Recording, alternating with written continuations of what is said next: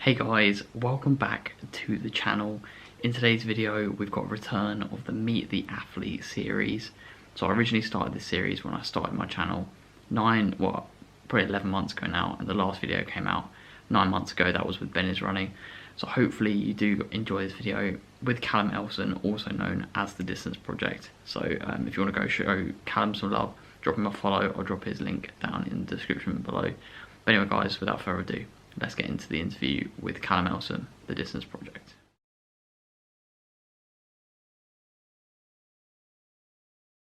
So, joined here with Callum Elson, The Distance Project. Hello, Callum, do you want to say hello? How you doing, mate? All good for me, thank you. How are you?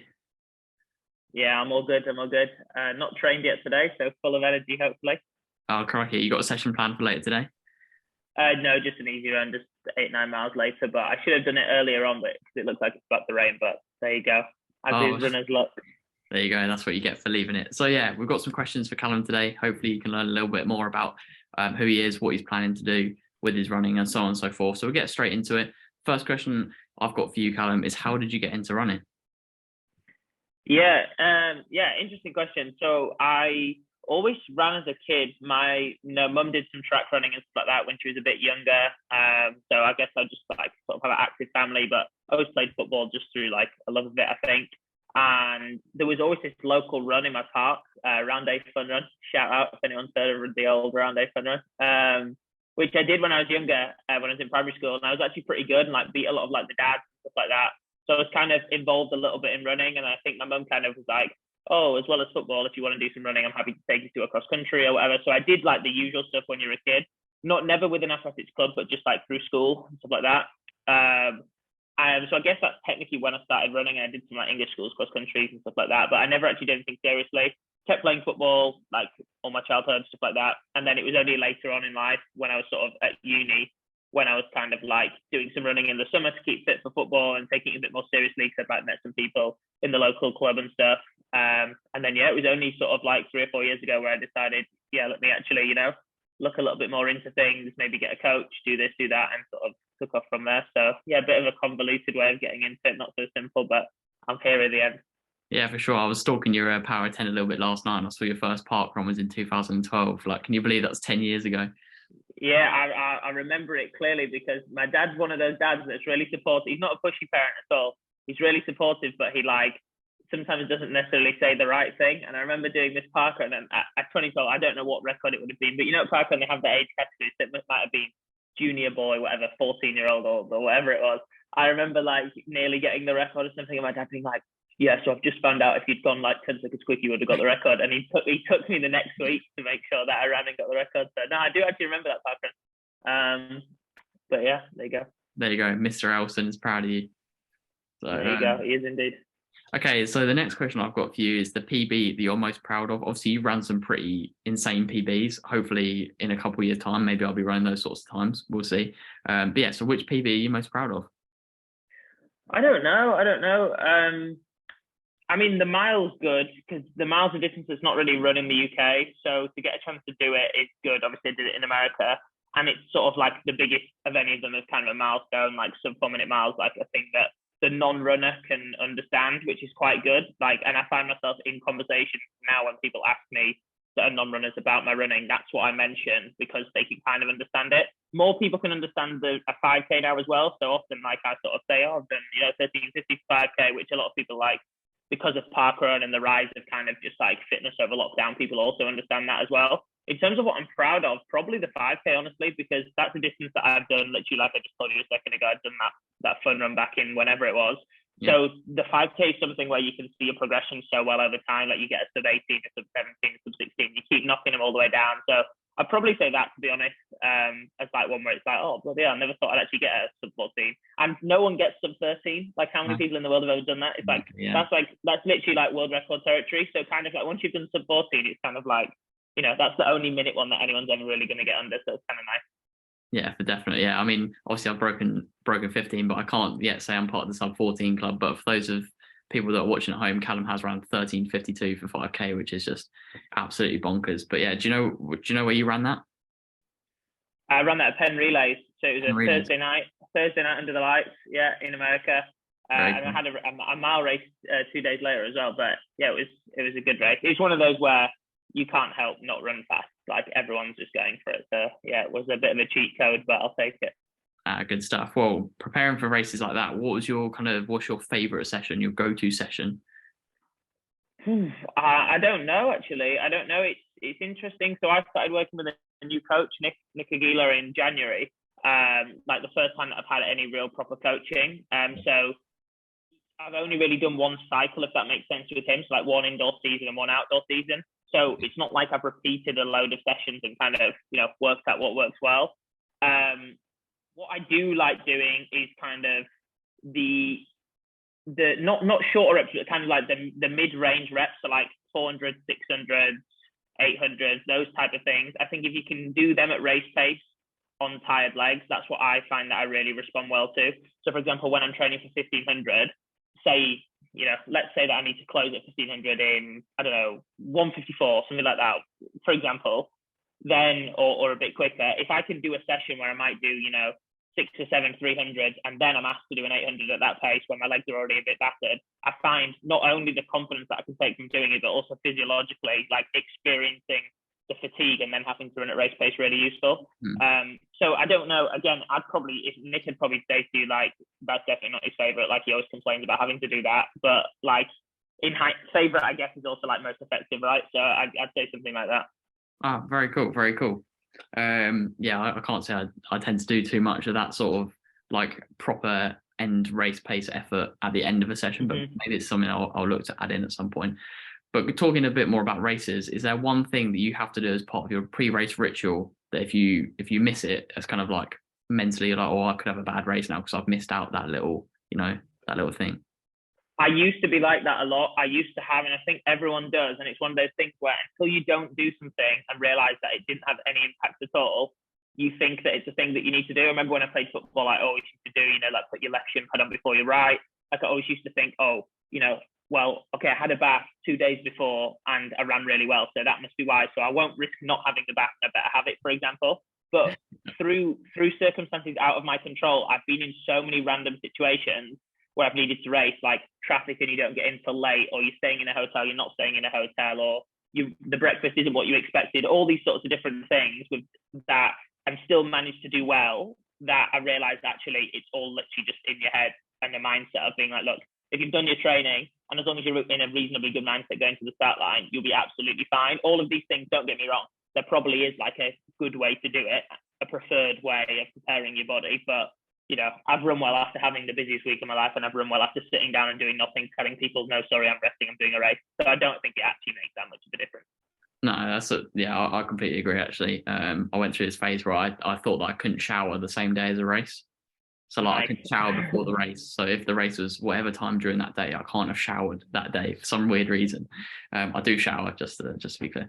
So yeah, moving on to the next question. I've got some people don't really have an embarrassing story, but if you do, what's the most embarrassing running moment you've had? Embarrassing? I don't know. I should have prepared a story for this one. Embarrassing running moment. I'm trying to think of there must be some sort of incident that's related to. I don't know. There's not one that stands out where I'm like, oh, that was really embarrassed. But maybe I don't know. Maybe it's just not a common thing. It's just running, isn't it? It's a bit boring running. Nothing like there's no crazy gossip or drama or anything hilarious that tends to really happen. Yeah. I've seen embarrassing things at the track, just not to do with me. So I've seen people indoor forget in a relay that they don't have to stay in their lane, and obviously it's banks on a curve, so they're running at the very top of the track. I've seen stuff like that where it's not really embarrassing, it's just a bit random, it's a bit funny, it's just a bit funny, but it's running, it's not that exciting, is it? Nothing too hectic to tell you, I'm afraid. Yeah, well, that's fair enough, but I mean that is actually pretty funny. I'm not gonna lie. But yeah, the next thing that I'm actually really intrigued about this myself personally as well is obviously some of the viewers may know already that you have these free speed socks. That's your thing. So can you explain a little bit behind why you did socks, the reason behind the free speed sort of thing? Go into a little bit more. Yeah. So when I first made the Instagram account ages ago, it was just for my own accountability. I was supposed to be going out to America, to go and do my master's for 2 years, but COVID happened. So the first year I couldn't get into America with my visa. So for that year, I was kind of left to be in the UK. I wasn't part of a club, so I was training by myself. I'm sure clubs weren't really even training because of COVID anyway. So it was kind of like I wanted something to keep me accountable. And I'm very much like, if I say, oh, I'm going to do this, like if I tell someone on a Friday night, like, right, I'm going to go out in the lead for the race, then in my head, I'm thinking like, right, I've told him, so I better make sure I do it. So that's how I approached the Instagram account to start with. But I also, as I started doing it, loads of my friends that had got into fitness and, well, mainly got into running during lockdown, because it's the only fitness they could do, were asking me questions about running. So I was like, you know what, I bet everyone's also thinking this.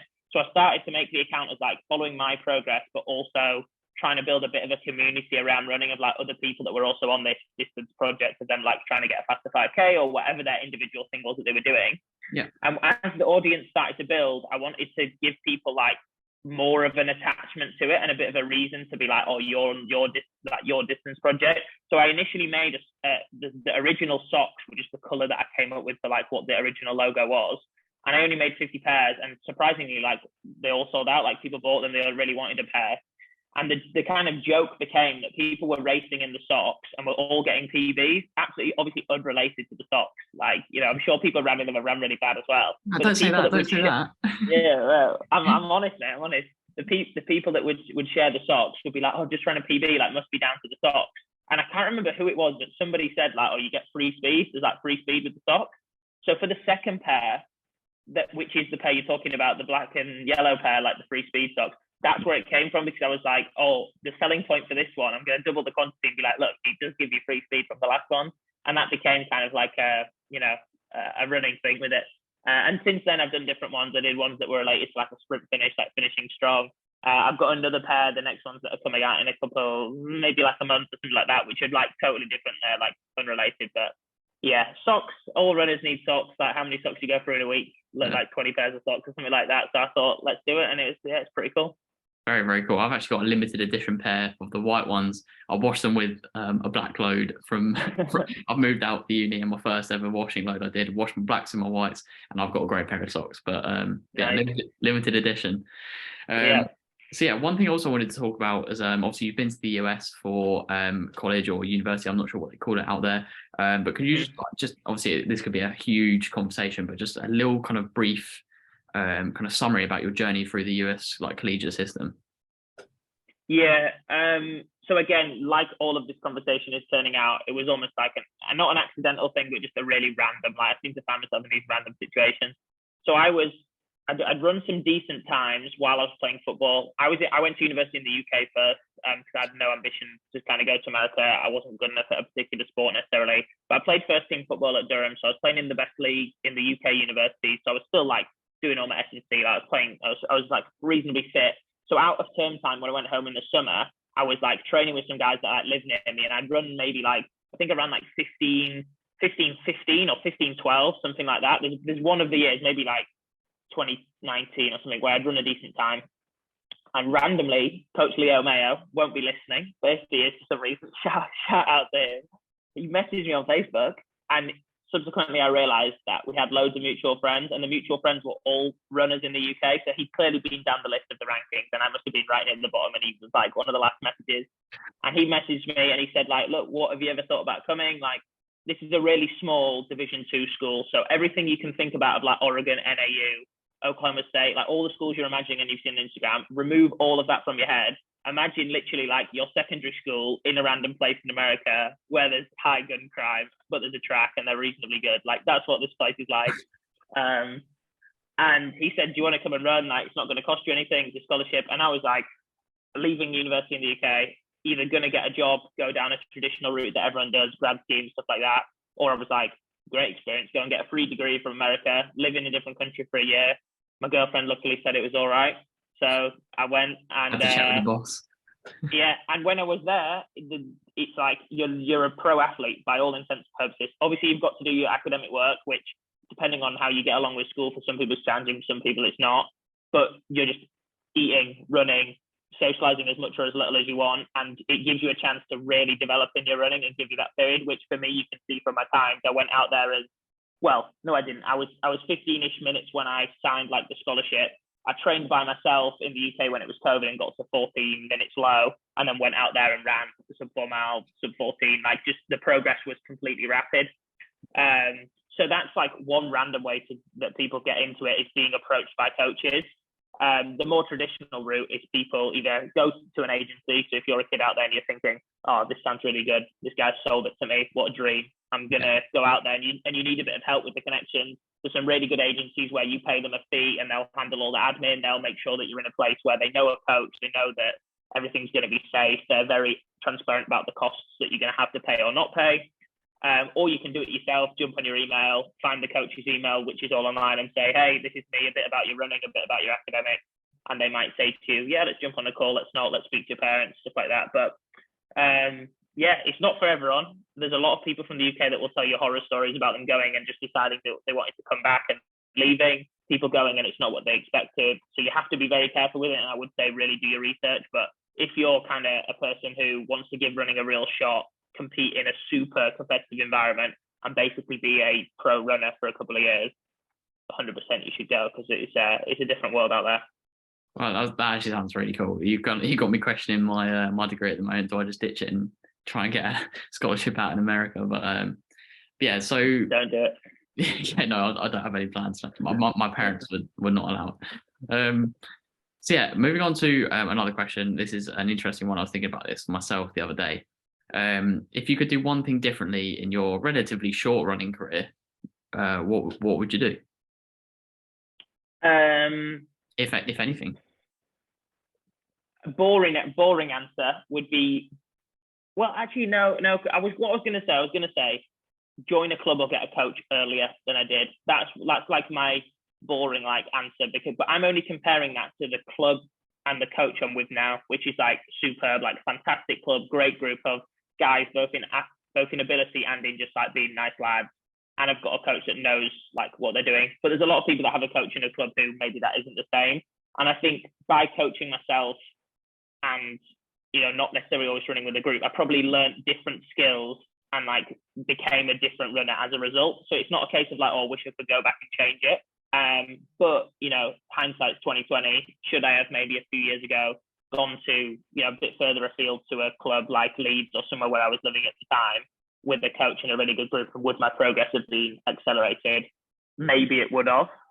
But at the same time, maybe I wouldn't be as resilient as I am. Maybe I wouldn't have been as kind of like taking initiative to work out things that I can do, building an Instagram platform to keep myself accountable. Like all these different things that have happened as a byproduct of me kind of just freestyling it a little bit have been really good. But yeah, of course, I look at people my age that just got on the track when they were 6 years old and have just kept going all the way. And now they've been to a World Juniors and a Europeans and British Vests, and they've run these times. And I'm like, yeah, that is pretty cool. Like, I kind of wish I'd done that, but everything happens for a reason. Yeah, for sure. No, I think that's a good answer. I think I'm pretty much the same. The decisions I've made has got me to where I am now, sort of thing. So, but yeah, so moving on to this is actually really interesting for you, and I think I could almost like preempt your answer. I think I don't know, I might be wrong, but one event that you've done that you think everybody should do if they get the chance because it's such a good event. Interesting. Wait, event as in, do you mean like a distance? Or do you mean like a running event, like a race? Yeah. That's a good question, actually. A running event. Well, one that I want to do that I think everyone should do is what you did, the Highgate 10,000.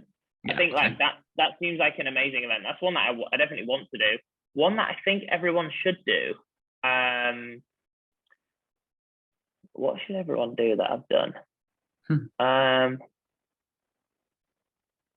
I'm not sure. I'm genuine. What was your answer going to be? I'm intrigued. I was going to say for you the road relays, the Southern and then National Road Relays. Oh, true.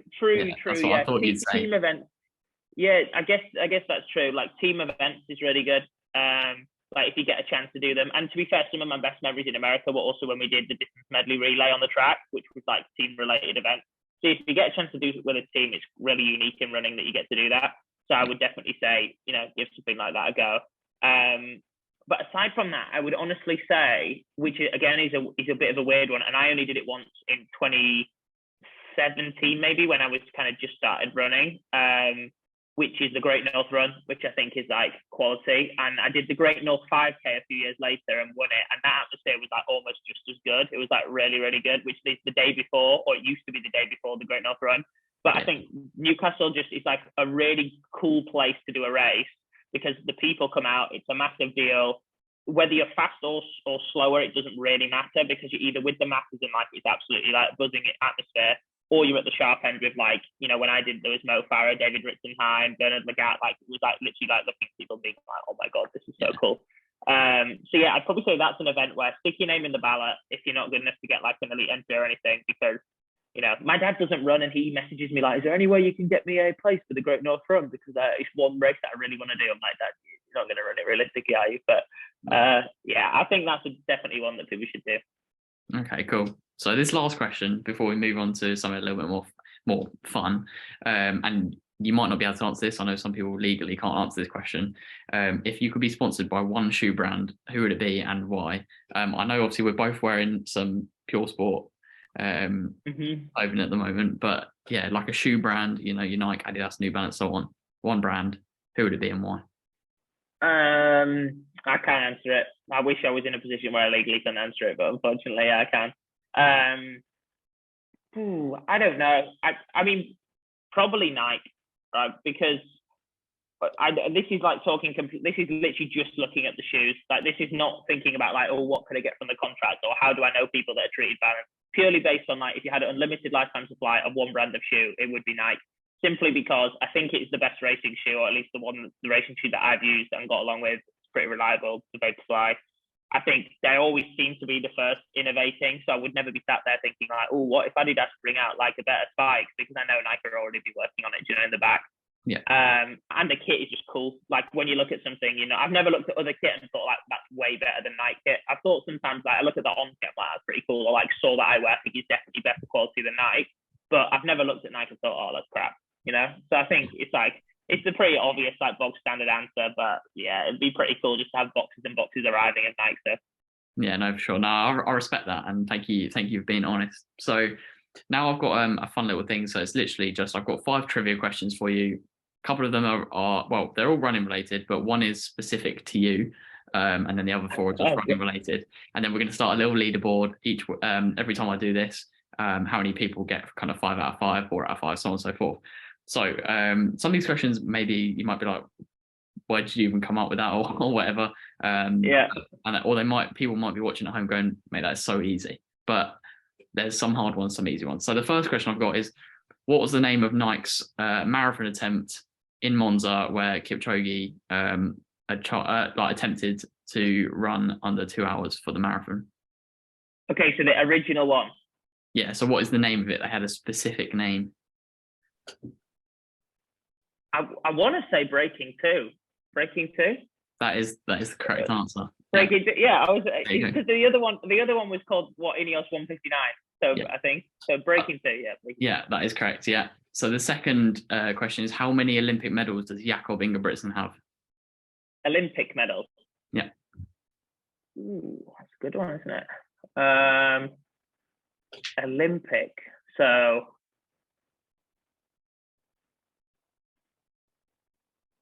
What did we have this year with the World Championships this year, didn't we? Yeah. Well, I think he's only got 1. Is that your final answer? I think he's only got 1. Yeah, I'm going to say 1. 1 is the correct answer. Yeah, it's 1 gold medal in Tokyo. Yeah, that's correct. Yeah, I was trying to think because you get mixed up with all these championships happening. I'm pretty sure it's 1. Yeah. I was surprised when I looked up the answer. I was like, "What? He's only won 1? Like, how?" It's because he wins so many races. Yeah, but I remember watching the little Meet the Ingebrigtsens documentary or whatever, that sort of like Kim Kardashian type program they've got in Norway for him is. And I remember his family finally all crying when he wins the Olympics. So that's why I was 1. Yeah. Well, there you go. You got 2 for 2 at the moment. So the third question: to the nearest 100, how many Instagram followers do you have as of right now? To the nearest 100. Yeah. Right. I need to work out whether I should. I'm pretty sure I've got the answer. It's either 9,000. It's either 9,600 or 9,700, and I'm somewhere in the middle, I think. But I don't know whether to round down or round up. So I just gonna have to. Oh, it could be 9,000. What if I've overcooked it and it's 9,500? No, I'm gonna say it's 9,600. Okay, so if you were rounding properly, it'd be 9,700. But I'm actually going to give you the point because you did say 9,600, 9,700. I'm going to give you What the am I point. on? So you're What am I on? 9,658 as of right now. Oh, so I was only like nine away. Oh, fair enough. There you go. I'm going to give you the point because you did say 9,600, 9,700. So you're 3 for 3. I'm being generous. Thanks. The fourth question I've got is, what is the fastest ever mile ran on any terrain? So we're talking road, trail, track, no It's a joke. rules. Are we counting like downhill? Yeah. Yeah. Oh, this is a joke. I don't think I'm going to get it right, but I remember it being absolutely rapid. I don't think it's under. Oh, maybe it is under 3-4. I'm going to say something like crazy. I reckon it's like no, is that too fast? I don't know. If you get within 2 seconds, I'll give it to you. I reckon someone's run like down a volcano or something at like 3:28.